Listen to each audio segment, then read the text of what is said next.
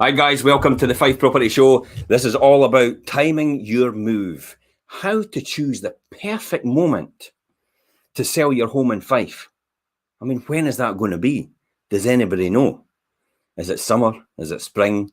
Is it winter? Is it autumn? Is it the Easter holidays?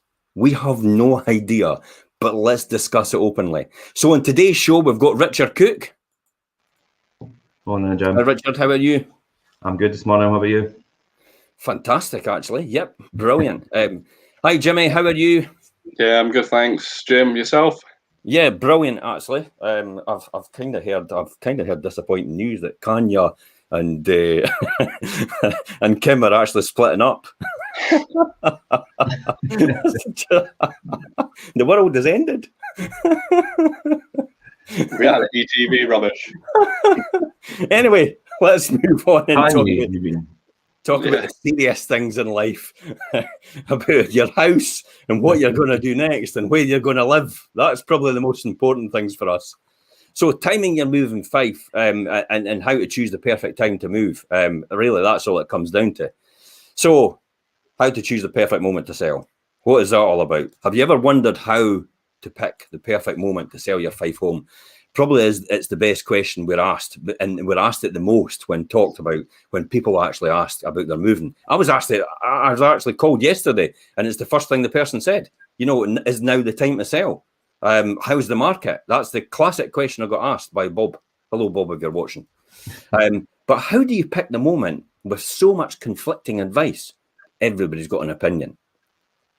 Should you exploit the new year rush or sell in the spring when the blossoms are on the tree? You know, a lot of people actually go for that, don't they? Yeah. That's what I hear very, very regularly. I'll wait for the summer. Wait for the summer.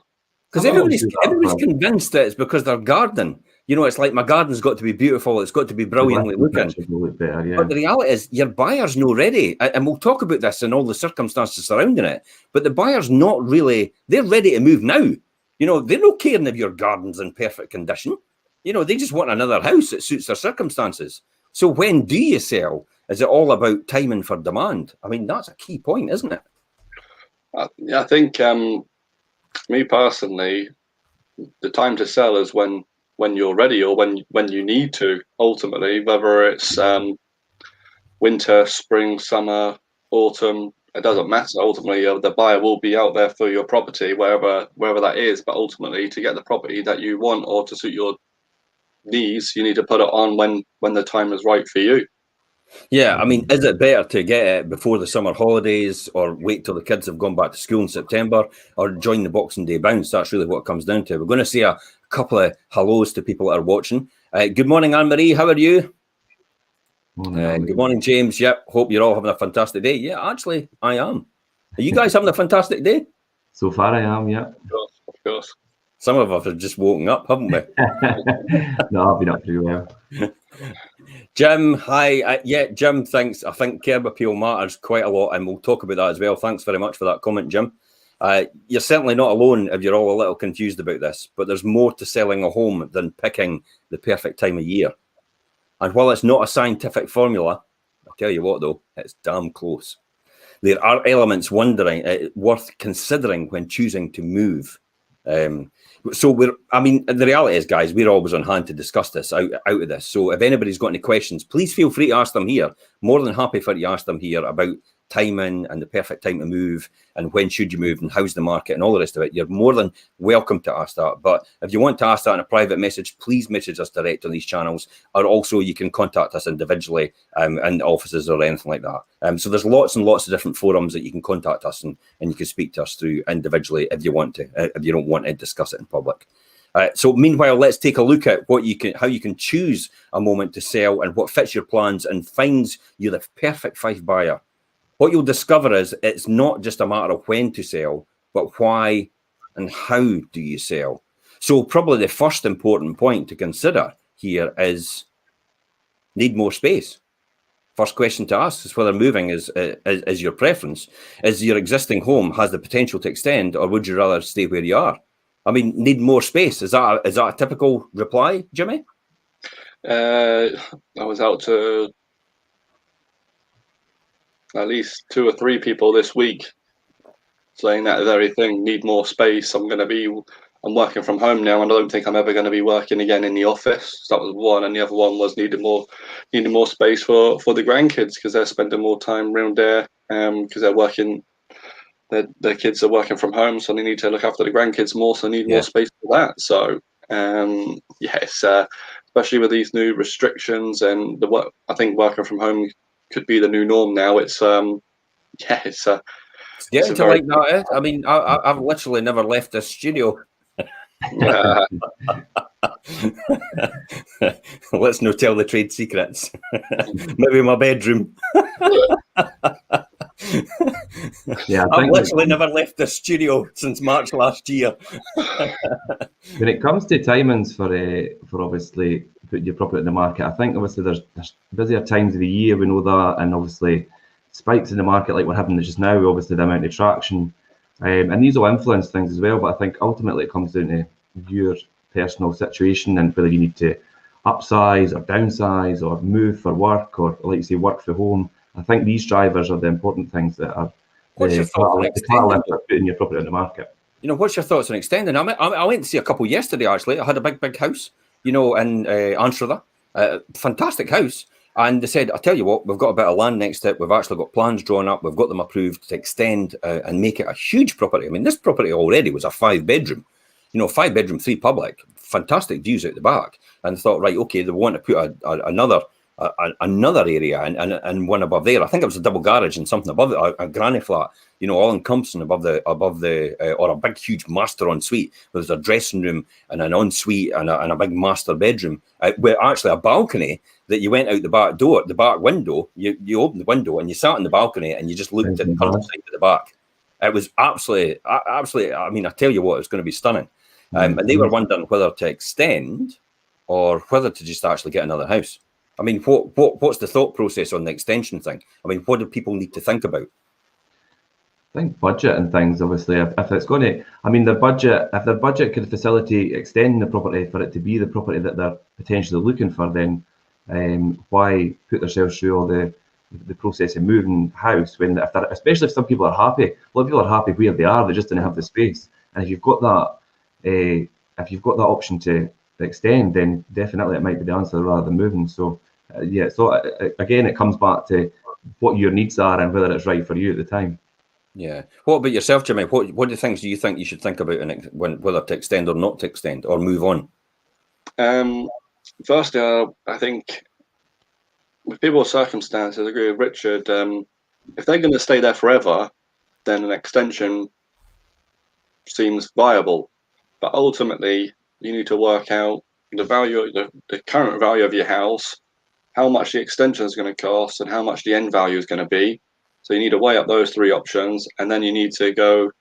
And what I would do as well after you got those numbers, try and find the perfect house that you think is ideal for you, and work how much that is, and then work out whether selling, well, what's basically cheaper. Is it extending, or is it just not bothering and moving the house? Because ultimately, extension is going to take, well, it's all going to have to be cash, and it's going to take up so much time rather than just getting a house on the market and moving. Ultimately, that's going to be a lot quicker, and I would hope a lot less stress-free than doing a massive extension. But I think unless you're going to stay there forever, then I would say rather than do an extension, unless it's going to add the value, then it would be easier and a lot less stressful just to actually move personally. Yeah. I mean, James I commend for wanting to add value. Absolutely, James. And also the other comment, if you can make £3 for every £1 you put into extending, it's worth doing. But that's the key here. You've got to get your numbers right. And you touched on that as well, Jimmy, and Richard, you touched on it as well. My thoughts on that is, that's all very well extending, but are you going to end up pricing yourself out the market if you ever come to resell? Yeah. Because there's a finite level where your house is in that area. I'll be honest, I've got my house is actually another house on the house before I bought it. So it's a double plot at the extended, almost a whole house on it. So I've got double the size of everybody else in the street. And, is that going too far? Because when the classic example is Clydesdale Bank came to value it and we went on and did an online valuation. they came up with half the price of what it was really worth, because that's what every other property in the street was worth That's what it came down to. So they actually said to me, before we can actually do that, we'll have to send a surveyor out to confirm that is the case. This was for a remortgage at the time. This was many years ago. Remortgage at the time, and it said, well, send a surveyor out. It'll cost you £400. But what we'll do is, if you're absolutely right and your house is worth double the amount everybody else's, then we'll reimburse you the £400. And I went, okay, then that's fine. So I got my money back. That's fine. But it told me that there was a finite limit in terms of what you can achieve in that street. And it's, all very well. If you're going to stay there maybe 10 or 15 years after that, then you've got a huge house. And you've got to think about the demographic as well, about where everybody's going with things. I mean, the family unit's still getting smaller, if not staying the same size of, I think it's 1.5 children. Can't get half a child, obviously. but you know what I mean? It's like that nuclear family, they call it, in terms of the average size. So why would you need a 6-bedroom property with 3 receptions if the average family is only less than 2 children? Unless you're wanting a swimming pool, a cinema room, a gymnasium, but then how many people are going to have that? And then how many people are going to want that when you go to resell? I won't mind. Can't afford it though. How many people are going to afford it though? That's the point. How many people are going to afford it, and are you actually going to get value for money? And it's what you touched on as well, Jimmy. You said, you've got to work out what it's going to cost to build it, what your house is valued at the now, and what's going to be the valuation when you after you've built it. And then from there, you're going to then have to think about what else could you get for that type of money elsewhere. And would you actually be better just making the move and going somewhere else? I had probably just before lockdown last year, I went out to see a lady in Pittenweem, actually, and which she talked about the exact same dilemma. She talked about an extension off the back. Now, basically, it was just a room. It was the size of a room, probably 3 by 4 meters in the extension. And she was going to either make a dining room, or it was going to be a dining room or a family room or something like that out the back. And it was going to be a proper pitch roof, okay? So it was going to be a really nice one with wraparound windows. And I valued her house, and I said, well, how much is your extension going to cost? And she came back and went, it's going to cost me 30 grand. What? I'll do the extension myself then.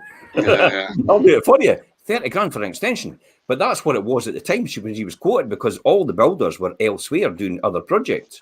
The house builders were building everywhere, and there was nobody available to do anything. So what they do is the price just goes up. It's like anything. It's like the housing market. When there's huge demand and there's less supply, the price goes up to reflect that. And it's supply and demand. So that was it. And I said, by the time you take your house and add on the 30 grand you're going to spend, your house isn't going to be worth that at the end. But then right round the corner, there's a house with 2 other rooms, more than what you've got now with the 1 other room you're putting on for the same price. Yeah. So you're just moving around the corner.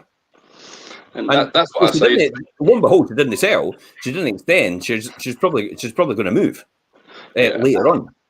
And that's what I say to people. Obviously, if they're thinking of extending, I'll take comparables with the room sizes that they want. But ultimately, I say unless it's your forever home, obviously the best option is don't extend. And as you say, you've got to do your research. You've got to get an expert out and work out the valuation, because ultimately, as you said, with valuing your own house, Jim, a lot of times in certain areas there will be ceiling prices on streets. So you're going to go and spend 20, 30, 40, 50,000 on extensions. Unfortunately, probably advice as well, Jimmy, is actually to get 2 or 3 builders to actually quote. And get a bill of works, and possibly if you're getting a big enough job, get somebody to actually project manage it for you, somebody that's got experience. And your architect would probably be able to refer somebody like that. It could do these sort of jobs, because the classic example is you've got to compare oranges with oranges and apples with apples. I don't think if that's a saying still. It used to be a saying at school. I always remember that from primary. I don't know if you remember that, because that's what I used to get told at primary. No, Jim, you've got James. Sunday name. You've got to compare apples with apples and oranges with oranges. And I was like, but we're doing maths. Why are we talking about fruit? The penny dropped eventually. But that's the classic example. If you can compare everything as the same and get several quotes, then obviously find out if they're a recommended builder and what other projects they've done for other people. I think that's the key important things to do. Get Get references if you get somebody that's going to be doing a build for you. Don't necessarily accept their references, but say, what other jobs have you done? And go knock on the person's door and actually say to them, you know, I'm thinking about getting these people to build for me and do an extension for me. How did you get on with them? How did it go? So I think that's, yeah. Any other tips for extending and what to do or whether you should or not? Jimmy, you've had a good example, the one that you were at recently, obviously without disclosing any details, but obviously extended and overspent, and the expectation for resales just well, the person, I would say the hardest ones to do would be, I live in ex-local authority house myself, but ex-local authority people doing extensions on those types of properties, they do have a ceiling price. And this client I went out to see, he did a double extension on this one. Wow. And it was a flat as well. He's done an extension on a ground floor flat. Dear me. And a double garage. So yeah, I've had to take pictures and speak to a surveyor to get that, because I've never seen an extension on a flat before. Not that scale. Not to that scale. A dining room and a bedroom onto a flat, but ultimately it's still a 3-bedroom flat, ex-local authority. So there is a ground floor price on that. Ground floor, yeah. Well, at least there's a plus point. The ground floor is a big plus point. So, you know, a lot of people, you'll get an elderly population that will downsize to a ground floor. Exactly. Yeah, it does. It will have its advantages, but I've also been out to another one, which is ex-local authority. I valued I won't disclose just the area, but I valued it. It was a 2-bedroom. Told him it was 140. He was looking at doing an extension, double-story extension to the side, a garage and a bedroom. Basically, what I said is, look, ex-local authority highest 3-bedroom I can see sell for is 165. Yeah. And this extension was going to cost him, double-story something was going to cost him like 40 grand, 50 grand. Just like he ended up moving and selling. Actually, he ended up moving and selling. I think it's quite important when you see Patricia's hit the nail on the head. I mean, she said it's not always about resale. Sometimes it's about enjoying your home. I can't disagree with. I can't agree with you more. Classic example for me is I bought my house at peak of the market at 260,000. I spent 100,000 on it, and by the time the credit crunch had hit, which was that at that exact time, I had lost £60,000 in it straight away. So it was only worth 300,000 after spending to buy and refurb 360,000. But the reality is now, 15 years later, it's all returned now. And for me, I'd always said, well, it doesn't matter really. The reality is, if you're no selling, it makes no difference. Yeah. And it will recover over time. But the key as well is, even though your house has gone down in value, the next house that you buy is the same gone down in value as well. So it's like for like on a proportionate basis, because the market does. So absolutely, I can't agree with you more when you say that statement. But what we do in terms of, in the finite ways that we're doing just now, is we're just giving people the facts in order to make an informed decision. That's it. So, but I absolutely agree with you with that, about it's not always about the resale. But the resale is just one of the important factors to consider if you need to extend or should you actually move. Ultimately, you don't ever know what's going to happen in life, so you need to prepare yourself for, or know every outcome which is going to happen, and protect yourself and make sure you're investing wisely.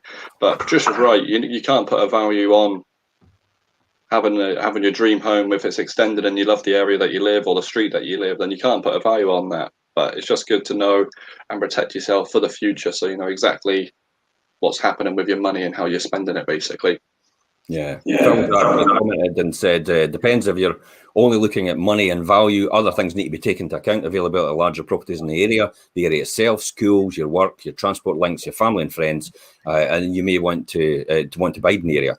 You know, absolutely, Phil. We're just about to talk to that. The next subject. Thank you very much for moving us on to the next subject, which is changing schools.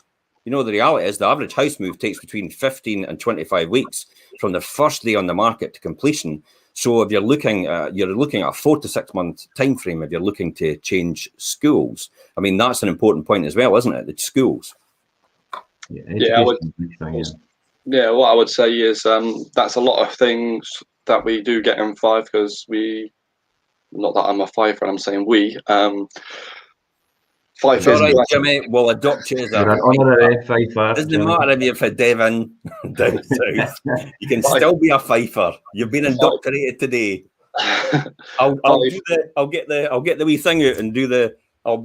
Jimmy, I bless you. You are now a Fifer. Fife is blessed with good schools. We've got Madras and obviously Wade Academy at East Nuke, and these are big drivers in education. 200 primaries across Fife. Yeah, There's 200 primary schools. That's unbelievable. Just knowing from myself, obviously, Jack, my stepson's 6, and Zara's about 2 and 3 days. Better make sure I get that right.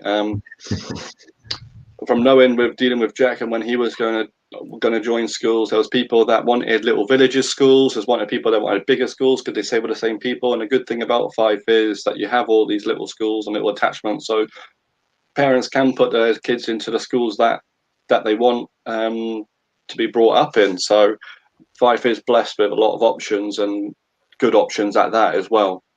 Yeah, I mean, there's a lot of personal recommendations, isn't there? I mean, for us, it was a dilemma, but, our kids went to Park Hill Primary, but then what high school did we go to?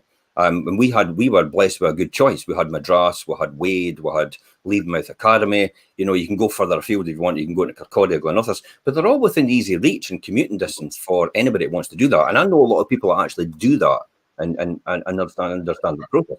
So what's the key things people should look out for when choosing a school? I'll let you go, Richard.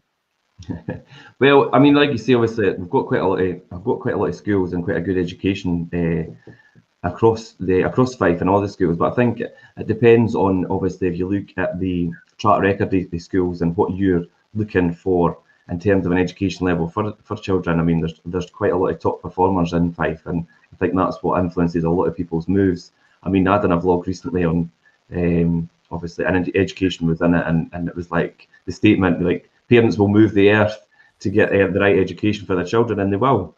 And if it's to be near those higher performing schools and get them in that catchment area, then that's what they'll do.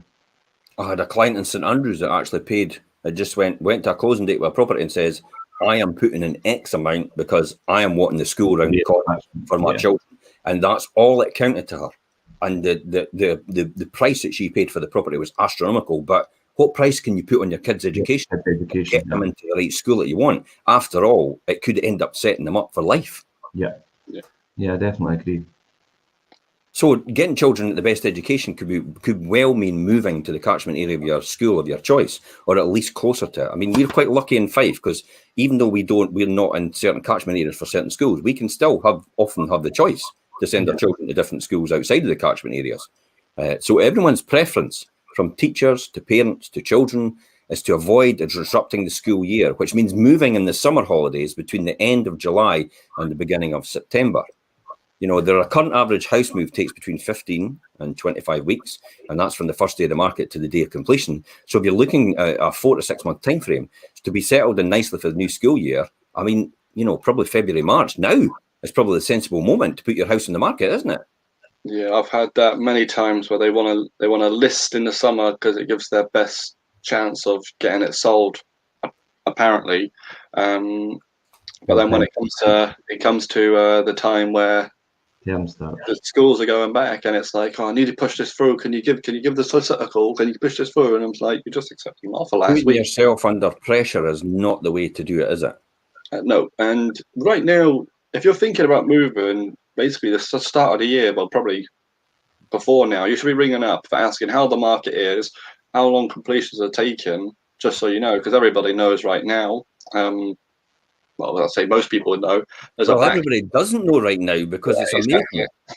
But there's a backlog with mortgages. Mortgages are taking probably longer than ever.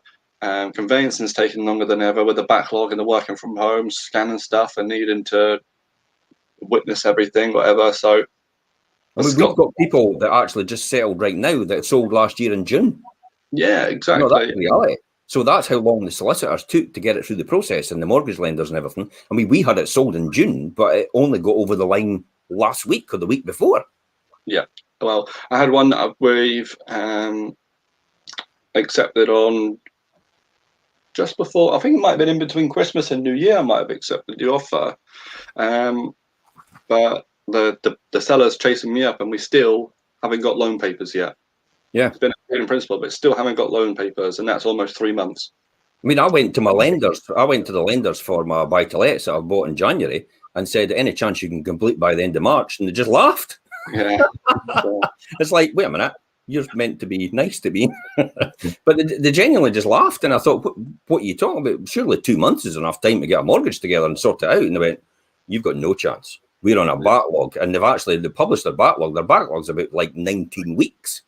Yeah. It's horrendous. You know, it's going into about 4 or 5 months for a lender for a typical buy-to-let mortgage. So that's a huge thing. So, you know, if you're out there and you're going to do something like buy-to-let, then you need to plan well in advance and get everything in place beforehand and know your timeframes and know where you are with things. And it's the same way when you're going to buy a house as well. You know, you need to make sure your mortgage is in place as well. Yeah, and I think you're right. Going back to about the family thing and moving, ultimately it's going to be, well, stress. Everybody knows how stressful it is moving a house, but especially for kids and moving to a new school, you need to make sure that they're settled in beforehand, know the area, so they can make friends on the street, so they do join the school. So ringing in January, February, March to make sure that you completed in that time for the new school, for your kids to set in. Not that I'm giving parenting advice here, but it's key to make the process as stress-free as possible, not only for yourself, but your children as well. It's about getting the facts, isn't it?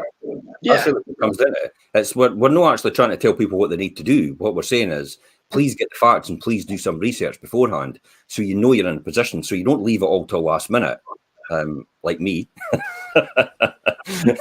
and then say, I need to do this. And then everybody says, well, that's not going to be possible. And it's like, well, wait a minute, jump through hoops. Come on, I need you to get moving. That's a prime example, because then, Jim, even somebody like yourself wasn't aware that was going to be the case.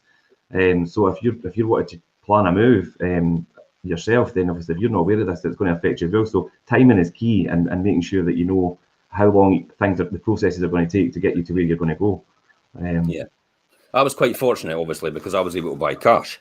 And then what I'll do is I'll just remortgage it all back out in 6 months' time and then go and buy more. You know, that's really what that comes down to in terms of my strategy. But not everybody can do that and take that option. I spoke to an investor last night who said, like, you got it under the mattress. And I said, well, unfortunately, money laundering exists now, so you have to prove where everything comes from. You can't just keep it under the mattress anymore. You'll never get over the line. That's another important thing to everybody. You know, like, money laundering is in place. Yeah. You will never be able to buy anything in terms of real estate if you can't prove where funds are from. So it's key now, because everybody's got that in place. We have to identify that. Solicitors have to do it. Mortgage brokers have to do it. Financial consultants have to do it. So everybody has to make sure that they can account for where that money is coming from for the money laundering regulations. Except people that break it. Yeah. We had one recently that was going through, and it was parents were remortgaging or releasing some equity in their house. So they had to get that when the money goes into there. They were helping their daughter buy it. So they had to wait, release the money when the money was in the bank, leave it in there for 48 hours, transfer it to the daughter, leave it in there for 48 hours, and then had to send bank statements to prove all the money had gone from to the solicitors and transfer the money. And it took about 6 days to get this process and prove where the money had come from. So makes absolute sense. Okay, we're reaching Australia today. Good morning, Lisa, or good evening. Lisa. Good evening, Lisa. She'll be 12 hours ahead of us. Good evening, Lisa. How are you? So don't worry about feeling if you're needing to move soon. It's far easier to agree a delayed completion when you give yourself the time to find the right buyer. That is and don't be desperate for a fast mover if you leave things a little too late. I mean, that's the key here. Never put yourself under pressure. You need to make sure you're well in advance and prepared for what you're doing. And it does really mean speaking to someone like us, so we can go through the ins and outs of everybody you need to speak to in that process. So this takes me nicely then to the next subject, which is relocating for work. What's your thoughts on this, guys? Relocating, an unexpected work opportunity may spring out of nowhere, leaving you feeling the chances that you shouldn't really pass up. But relocation is so much more about career and salary. You'll be saying goodbye to your current life, your friends, your family, your neighbours, your places. So it really needs to be a move worth making, particularly if you're happy in your home right now. You know, is this a time versus money? I mean, what's your thoughts on relocation? Relocation recently has been quite a big thing, and not just relocating for your job, but because of your job commitments. I mean, I think that people in Edinburgh and things aren't having to be actually in Edinburgh all the time now because they could work remotely or obviously because of the situation, and they're moving further afield and working from home and maybe travelling to work a few days or whatever a week. That's been a big influence lately. I've noticed that. What about you, Jimmy? You have experience of this because you were obviously sponsored by Ping, when you were a golfer, when you were a pro golfer. So, I mean, most people won't know that about you, but you did spend 3 years sponsored by Ping and pro golfer. So how did that affect you? And did you ever think about relocating, or did you have to move about? Yeah, well, obviously, I'm originally from Devon. It takes me an hour to get on the motorway. Closest airport was an hour and a half, which was Bristol. But Bristol isn't it's actually expanded now, but it wasn't somewhere where I could fly to everywhere from. So every day I would be, every week I could be driving to Heathrow, which was 3.5 hours, 4 hours. The time I drove there, parked up 2 hours before my flight. So, and the way it was working, the year that I played the most golf, I was driving, probably leaving about 3 a.m. Monday morning, driving, parking up, getting a flight, flying there, obviously then flying back Sunday night or Monday morning, and then driving 6 hours or 4 hours home. The time I'd get my bags and stuff was probably about 6 hours.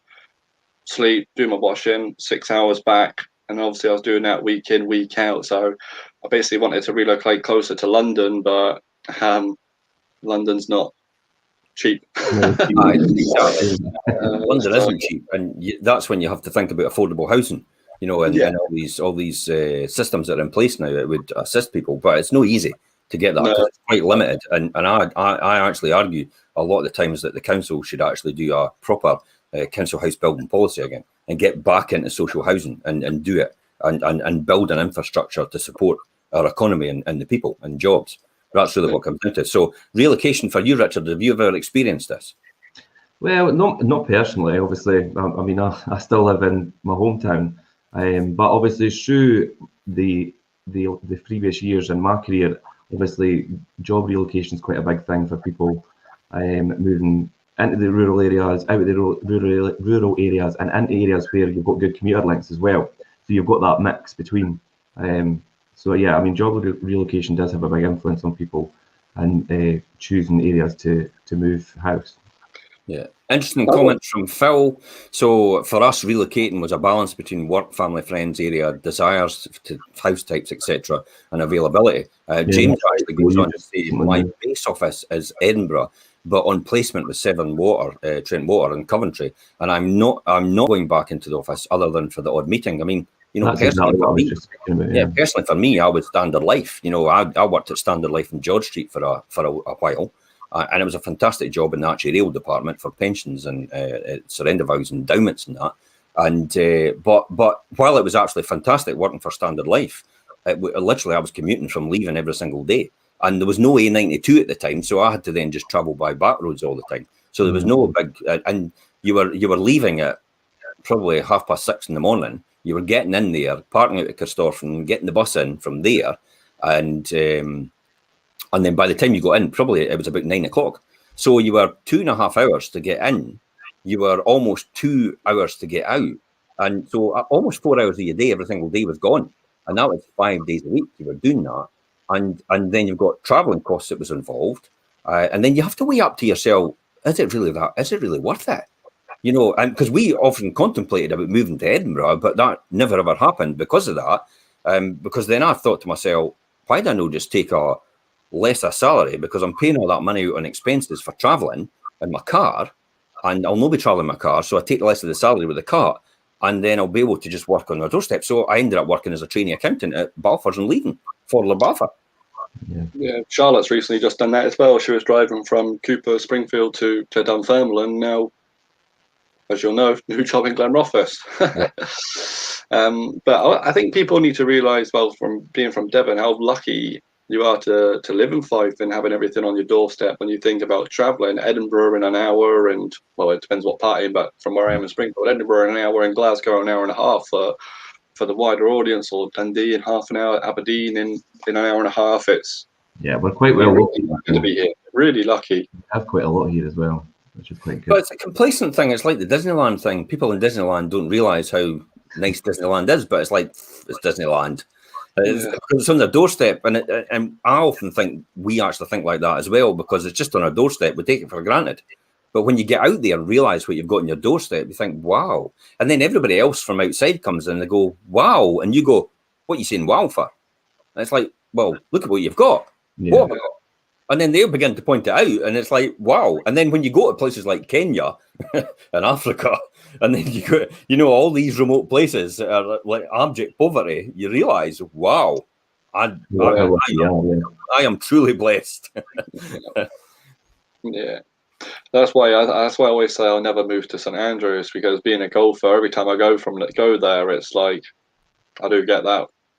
Wow, just love it so much. That's what I like about it. I like the option. I can go 20 minutes over the hill. I can go to St Andrews and come away from St Andrews, and I can enjoy everything about it. I can enjoy the East Sands, the West Sands. I can enjoy the East Sands Leisure Complex for the swimming, for triathlon. I could go running from the sports centre, University Sports Centre, out to Tensmuir Forest and back. It's 22 miles, but ultra running. It's nice though, but there's a great run route for it. And then also Tensmuir Forest is a great run route as well, and it's great for the kids. Yeah. It's a great place, Tensmuir. So relocating to the work, I mean, it really is time versus money, and what do you value more? And to me, as you get a bit older and you have a family, you probably value your time more than the actual money itself, because it's like, I want to actually see my children. I don't want it. And that's another reason why I chose a career path, and I actually knocked back an opportunity to work with a PLC as their financial controller, and then eventually be the financial director, because eventually I thought, I'll be traveling the world and I'll never ever see my kids. So I didn't actually choose to do that. And then I'll be required to probably relocate to London to be as part of that team, because it was a PLC company. So these were all things that went through and make decisions throughout my life. But, you know, I talk about that in my investment strategies, my millionaire mindset as well series. So to get a feeling of where you are moving and spending the weekend to exploring and researching, that's the other one as well. As you're moving, spend the weekend, explore, research where you're moving to, alongside particular things like the schools, the shops, the transport. Make sure your free time, what you would be doing and what fun you'd be having. Do you have a lively cafe or weekend or coffee or breakfast, or do you want to go to great local pubs with Sunday roasts or beer gardens? Jeez, miss them, eh? Yeah, sounds good. Do you like to exercise in great outdoors? You know, that's where Fife is an absolutely brilliant place for that. And simply enjoy parks and green spaces. Think about the things in life you actually enjoy. Your timing to sell will depend on whether you take up a new position. If you look like you're starting soon, then renting out your first home could be the best option. I know a lot of people that relocate to. We have landlords have actually relocated to Australia. And they're actually renting just now, but they've now, after about 2 or 3 years, they've now gone to buy, because they want to settle in Australia, but they rented in the first instance. So with a view to selling and settling, it may also comfort you to feel you might want to return. That's also the other one as well. You might want to rent your house just in case you want to return. We do have people like that as well, don't we? Alternatively, relocation package includes out-of-pocket expenses. I mean, most people won't realise, but if you're at a higher profile in a company, some companies will give you a relocation budget, and you're allowed up to £8,000 tax-free to relocate to another area. So the government actually allows you tax-free, you get from your company, to get £8,000. Anything over that has to be declared and has to be taxed as a benefit in kind. You'll have plenty to juggle. Speak to your estate agent. You know, any estate agent. Speak to an estate agent knows what they're doing. Know somebody that's maybe just started. You prefer timescales and your current demand for your homes, like yours, like to decide and whether it's selling or whether it's renting. I think these are the key important points as well, you know, to consider. Is there anything else before we move on to the next subject? Guys, anything else you want to contribute? Just to touch on that, yeah, I mean, obviously, doing your research on an area that you're relocating to is obviously key. And I think I see it quite a lot on the rental side, that as people do tend to rent for a short period of time just to get a feel for the place. And if you're investigating a place that's going to potentially be your future home, then it's not just what's there at the moment. Then obviously look at what's maybe upcoming. I mean, obviously areas like Leven and things, I've got a lot of stuff in the pipeline, and it's going to obviously boost things here. So that's all the things you need to look out for. But yeah, the people renting for short periods of time prior to making a big move is something that I see quite a lot. So just lockdown has taught us a lot, though, the fact that you don't really need to relocate. You can work from home. I mean, James actually says that.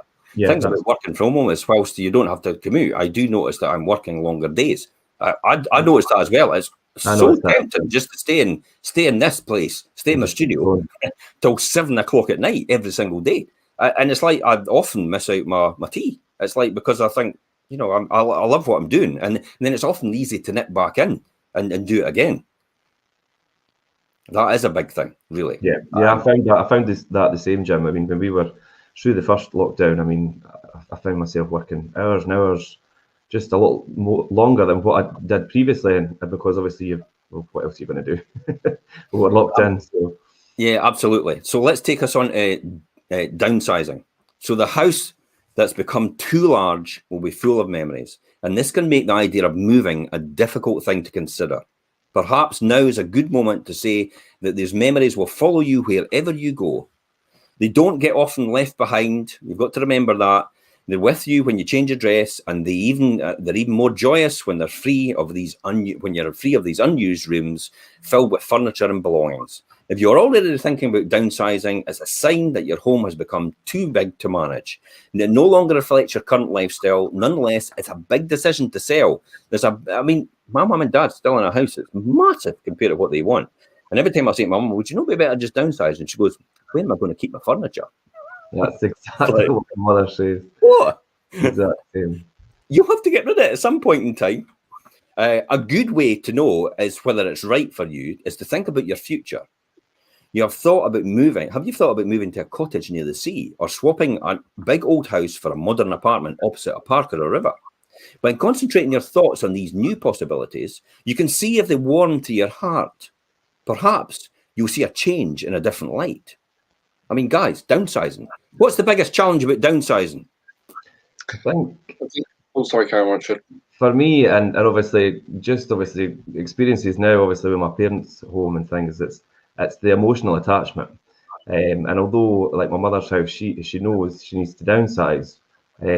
She's got a lot of furniture, but it's leaving the house itself. I think you need to kind of sever that emotional attachment to the property, because obviously we all grew up in it, and it does have that. But logically, and it makes sense to downsize. So that's a big thing, I think, that you see quite a lot. It's a huge journey. I mean, we have had people that, you know, obviously it's their parents are now gone and they've found it extremely difficult to let go of the house. Yeah. To the point that a few of them have actually kept onto it for about 2 or 3 years before they've even got to that stage. And it's only for the fact that maybe the council tax is going to be doubled, or that, you know, they're doing some draconian measures with the government. They're actually forcing them now to sell the house, but it's difficult to let go. One of the biggest things I realise about downsizing is the lack of bungalows, because most elderly people want to downsize to bungalows. Yeah. They don't build them anymore. Well, there's one. I think there's one site in Fife that'll be building bungalows soon, but Smoky Homes in St. Lawrence, 92 bungalows are getting built, 46 for private sale, 46 for social affordable. So that's key here as well in the East Neuk, because East Neuk desperately needs it. The 1,000 houses that are getting built in St Andrews by Hidden Developments, I think, there's none of them getting built as bungalows, as far as I know, because I have asked the question before, which I think to a degree is appalling. Because every time we go to St Andrews and we have the elderly people, the first thing they say in these big massive houses is like, I need to downsize, I want to still stay in St Andrews, but I can't find an appropriate house because I need a bungalow. My first response is, go and register yourself with a local authority and actually tell them your predicament. And they go, but I don't need a council house. I went, that's not what I'm asking you. I'm saying you need to tell the local authority, so when everybody tells the local authority then realizes that there's a huge need for bungalows in your area. Therefore, as a result, when a planning application's put in, they then look at that and they then start to reconsider and think, you have to put some sort of bungalows in there to accommodate the aging population. I mean, it's going to be the case that the generation coming in the next couple of years is going to live another couple of years older on the average age. And if the average age goes up another couple of years older, that's a lot of people living longer. And these, people are actually getting born and going into there. So the population is growing as a natural byproduct of people living older. Therefore, we'll have to have more housing to accommodate that. We'll have to have a better mix of housing. to accommodate that. Bungalows, I come back to saying, it's a need. It's a must. Yeah, I think I don't know why builders don't. I know builders why they don't, because it's bigger plots, etc. Profit But maximisation. yeah, but the fact is if you live, sure, in anywhere right now, you'll sell it as long as it's marketed correctly. But especially bungalows, I would say bungalows, a lot of Fife, they go for a premium. Yeah, they've always come at a premium and they're always sought after. But like you say, Jim, situations like that just fuel that even further. And it leaves a lot of people in a situation that obviously it's unfortunately leaves them with nowhere to go. The key as well is there's a lot of people actually looking at, I tell you what, I can actually have a 2-story house, but as long as all the accommodation is on one level downstairs. So have I got a bedroom downstairs? Have I got another bedroom downstairs? Maybe if the grandkids visit. If the grandkids visit, they can go upstairs, to be honest. But as long as I've got a bedroom downstairs and I've got a bathroom or a shower room downstairs, I've got a kitchen downstairs, I've got a lounge downstairs, then I'm made. If I've got a couple of rooms upstairs, I'm happy to do that. Some people actually choose that because it gives them the right area and it gives them the right, it lets them still stay in their community. And that is a very good option, isn't it? Yeah, and I think that goes back to the extension bit. That's what people do. They start building extensions because they can't find what they need to, and they're forced to do that. But yeah, we do find a lot of people that just look for something, will consider something on the one level. But we've got abundance of clients right now that we've been out to see and value their home, but they know that nothing comes up what that's suitable to them, i.e. bungalows in St Andrews or the just waiting for them to come up before they can make the move. I think the key is to talk to an estate agent, about the current value of their home first, to know where they stand and get the facts. If you don't want to talk to an estate agent, we've got a knacky wee tool on our website, an instant valuation tool, which actually gives you a rough idea at the minimum and the maximum you'll achieve for your property. So if you you don't need to speak to anybody to get that, and it literally takes 30 to 60 seconds. So that's maybe key just for people that are actually a bit nervous about speaking to an estate agent, because the typical example about, if I speak to an estate agent, they'll never be away from me. It's like they'll always hound me. I don't really want to speak to anybody. You often get that where somebody just phones up and says, what's the value of my home? Right, well, you'll have to tell me what it is. And possibly because of what you've just told me, I might have to then visit, or you might have to do a vlog or a WhatsApp and take me around it virtually. And we can do that with some people, but to other people, that's quite overwhelming. So I think it's just to start the process, and then tell your estate agent exactly what your expectations are, so they know whether to speed up or slow down, or what pace you would like to go at. If you're going to be selling in 2 years' time, tell them you're going to be selling in 2 years' time. There's nothing wrong with that. They can give you a rough idea about where you stand just now based on your circumstances and where they think the market's going to be predicted for going in 2 or 3 years' time. But the key is to talk to someone about it and actually get the facts rather than actually base it on opinion. That's what it comes down to. Okay, any final things before we move on to the next subject, guys? I was just going to say that tool is very handy. For somebody that's in the quite early stages and just wants a kind of inkling to gauge where they are in terms of valuation-wise. But like you say, no matter how far off you are for moving or planning a move, always speak to an agent, because they could help you no matter what stage you're at. So yeah, classic ones are, the next one is impulse buy. Listen, guys, impulse buy is no great thing. Impulse buy often costs you a lot of money, but on a whim, isn't it? So there you are on a Tuesday evening, casually scrolling through your favourite portal on Netflix in the background, in the background, suddenly there it is. It's your dream home, the home you've always thought, and you're really thinking about moving now, and the photos got you hooked. There's nothing else to be said. That's where you want to live. It's not as rare or as fantastical as it might seem, and while it might not quite fit with your estate agent's advice, find a buyer for your current home before setting your heart on your new one. I think that's the key if you do something like that. Life is a habit of presenting opportunities in the moments when you least expect them. So what's your advice for impulse buys on a whim? It's like, oh, I really want to move. I had that probably yesterday, and I was almost at the point of saying, I actually don't think you should move. And I did say that on occasions, but then we probed it a bit more, and I thought, I'll phone you back today. So they were like, yes, I'm going to sign up. And I went, no, this is too impulse. I went, I'll phone you back tomorrow. So I'm going to phone them back today to see what their thoughts are again, and then take them from there. I don't think it's right to actually just go, right, let's go for it. Because I just felt that wasn't the right thing to do with them. So that's really good advice, Jim. Be further about that. But impulse buys is a big thing, for a lot of people. So have you ever experienced that, Jimmy? I've done that on the house that I'm in right now. But did you regret it? That's the thing. Well, we've seen it. It was in around 15 minutes, but the location was perfect for Jack and us. It was in between mine and Charlotte's where we work. Good school, had the garage for storage, etc. So I was only in it about 15 minutes, but we didn't look at it. Obviously, you have the home report, we didn't look at it properly. There was a few wee niggles here and there that we didn't pay any attention to, so ended up costing us more to get it where we wanted to than we thought. Don't regret it now, but definitely should have.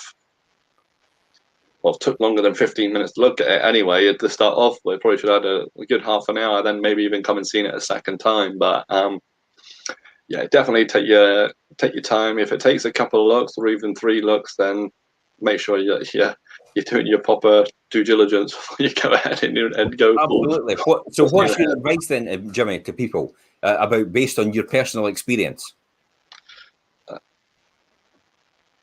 Probably see it. Take your time. Really, probably. What happens if somebody else is going to get it though? Exactly. Well, that's where you need to make sure that you're taking your time. Really, just don't go. You need to make sure you're in a position to proceed as well, I think. Yeah, because I've been out to someone recently, and there was interesting on a house that we were marketing actually. And I told them that it sold, but then turned out they needed to sell to buy, and they needed a valuation of the house. So I went and seen them. They asked me basically, what would happen if I wanted to make an offer on that house? And I said, well, let me just get the facts right. You need to sell that to buy. She said, yeah. I said, well, personally, the way that property was going, if you made an offer, I'll be honest with you, I'll tell my client not to accept it. Because ultimately, you're not in a position to be able to move. The way that property was going, I'm confident that we'll have someone in there ready to proceed and move quickly. Yeah. And they said, well, okay. And I said, well, basically, by the sounds of it, you need your 3rd bedroom. You can't extend. You've already done that with this property. So you have 2 options. Basically, you stay or you move.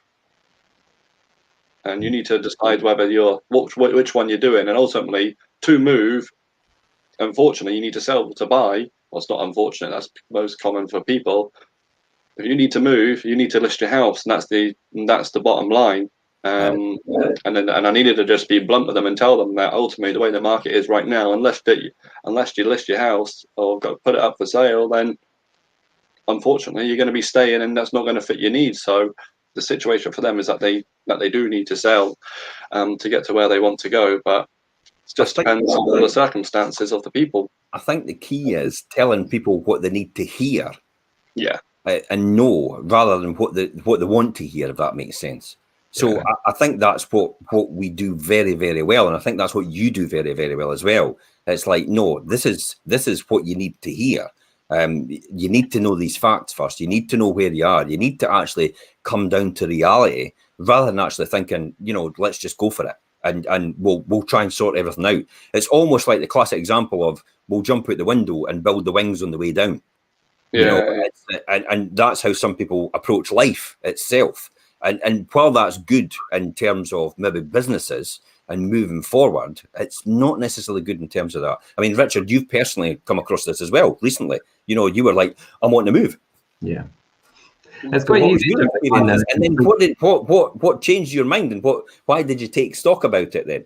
Because I stopped and reassessed my own situation, and I thought, right, it's not the right time for me to move. I will in a year or 2 probably, but at the minute, no. And do you know what? I've done the same as what everybody else does. You're looking at properties online, you find that property and think that's what I want, and then you're going to rush around and try and get your own property on the market, and that just wasn't going to work. So I grounded myself again and reassessed and thought, right, I'll do it properly, the way that I would advise anybody to do it. And that's coming from me, obviously, and I advise people to do it the right way.